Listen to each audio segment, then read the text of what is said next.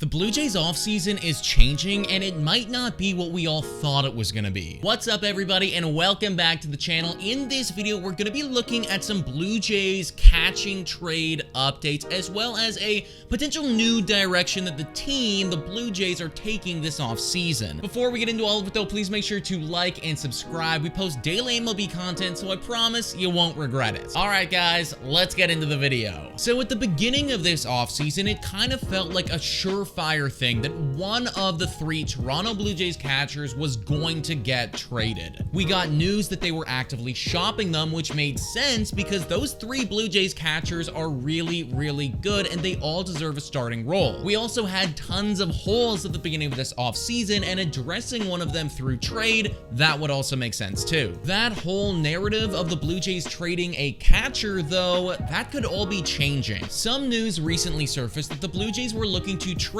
one of their catchers for a starting pitcher. Now, that obviously made a lot of sense because we had Stripling leave, and God only knows what you're gonna get out of Kikuchi and Burrios. But then the Blue Jays went out and signed Chris Bassit to a 3-year, $63 million deal. Love the contract, love the player, love the move. However, because we went out and we did this obviously means that from a Blue Jays management side, well, they might not be as inclined to trade away one of their catchers for a starting pitcher now. Because at the end of the day, we just bought a really good one. Now, the good news for the Jays, as this article by MLB Trade Rumors says, is that Toronto is in a strong negotiating position as there's few paths they could go down. The clear top two free agent options, Wilson Contreras and Christian Vasquez, are off the board, while the Braves have acquired Sean Murphy, making the Blue Jays the clear and obvious fit for any catcher-hungry teams. So if somebody wants to acquire a catcher, they're pretty much going to have to do it through the Toronto Blue Jays. But the Blue Jays might not want that anymore. This is an article written by The Score that came out literally earlier today. As the title would suggest, the Blue Jays were not really looking to trade a catcher anymore. And that all changed because we signed Chris Bassit. At the end of the day, we've addressed a lot of our needs, and personally,